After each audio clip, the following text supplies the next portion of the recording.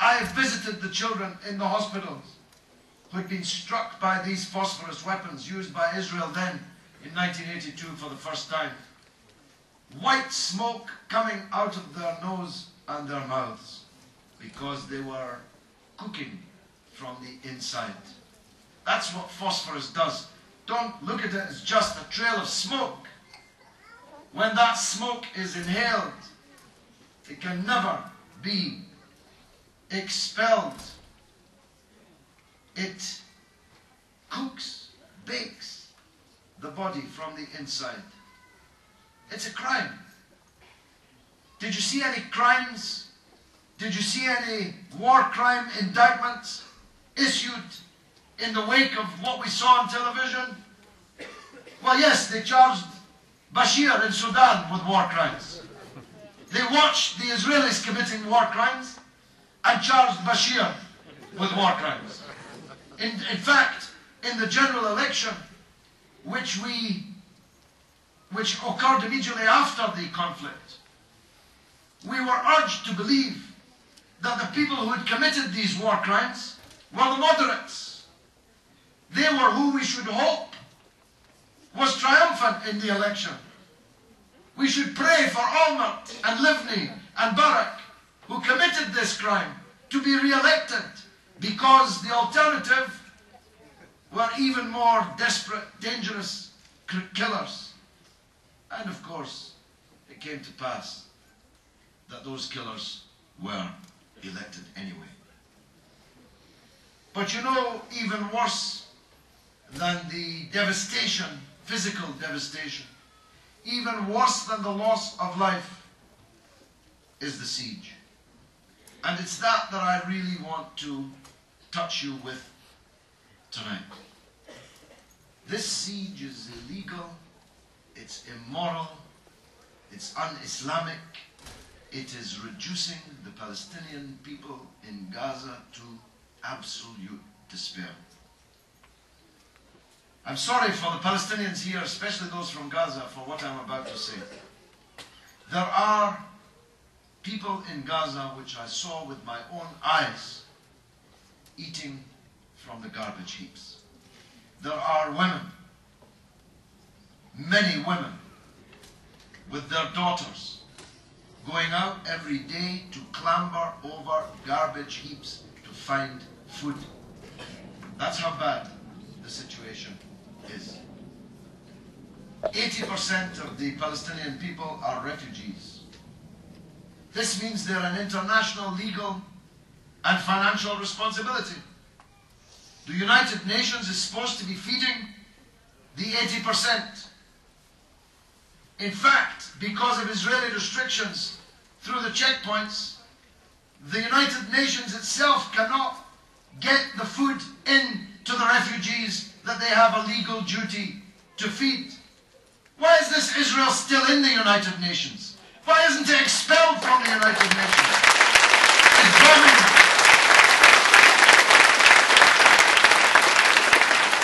It's in breach of more United Nations resolutions than all the countries of the world put together. It's bombing United Nations installations in Gaza on television. It's killing United Nations drivers as they drive food in for the refugees. And it's blocking the food that the United Nations is legally obliged to feed to the refugee population in Gaza. So even the 80% for whom the international community has a legal responsibility are not receiving their food. What about the 20% who are not refugees, who have no income and are literally starving? I've known the Palestinian people in Gaza for a long time. It was never a happy place, never a place that anyone really wanted to be. But now it's in a state almost beyond belief. And the real problem is it's no longer on the news. You see, at least when they were being bombed and killed, it was on the news.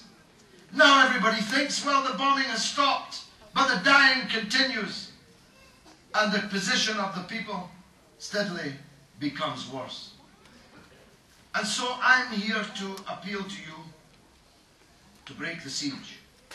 That's what we have to do. We have to break the siege, and we have to break it again and again and again. We have to keep breaking it until there's no more siege. We have to keep breaking it until there's no more siege, and we can do it. If I can organize 110 British vehicles, $2 million, 350 or so volunteers in 3 weeks in a country of 60 million people, you in a richer country with a population 3 or 4 times as big can do so as well. In fact, it's easier for you. We had to drive there. You can't. All you have to do is this. You have to raise the money. You have to fly to Cairo. You have to rent the trucks in Egypt. Use your dollars to buy as much as you can of what the Palestinian people need. Put American flags on the front of your trucks that you've rented. And if 500 American trucks head for the Gaza border, bringing life rather than death to the people of Palestine, Mubarak will have to open the gate, and it will change everything in public opinion in the United States of America. And the bad news for you is I've already told the Palestinian people that I'm coming here tonight and that I'm going to ask you to do that. And if you don't turn up, they're going to think that you're just like all the rest. You know the biggest refrain from every Palestinian in Gaza that you meet? When? Al-Arab. Where are the Arabs? Where is this Arab world they taught us about in school? Where is this Ummah the Imams tell us about on Fridays? Why did they leave us? Why did they leave us alone? That's what the children are asking me. Why did they leave us alone? Well, none of you want to leave them alone. And we have to do something about it. Action speaks much louder than words. And every meeting that I have spoken at here, I have begged people to unite one with each other to put together such a convoy. It's very easy for you. If I can raise 2 million, you can raise 10 million. If I can raise 110 vehicles, you can raise 500 vehicles. 500 trucks flying American flags will be quite a sight going into Gaza. I'll leave you with this, because I'm struggling to read Khaled's note, but I infer that I'm running out of time. On my last day in Gaza,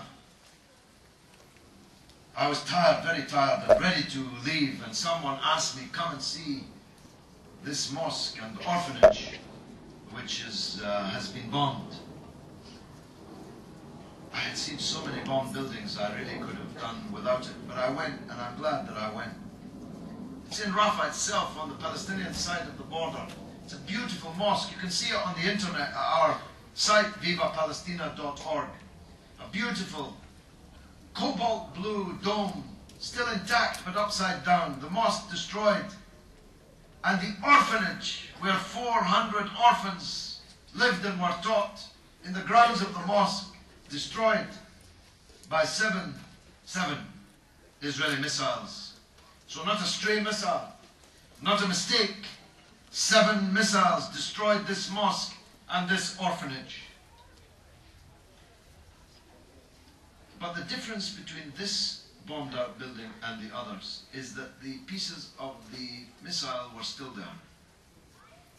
And I picked them up one by one. And every single one was made in the United States of America. So keep that in your mind. I don't say it to you because you're guilty of it any more than I'm guilty of Balfour. But we do, because we're citizens of these two countries, have a special responsibility to do more than the others. So I hope, inshallah, that I will see you in Gaza. I will go to help you organize the logistics of this great journey. I'm looking for 500 American trucks to go into Palestine through Rafah sometime soon. Wassalamu alaikum.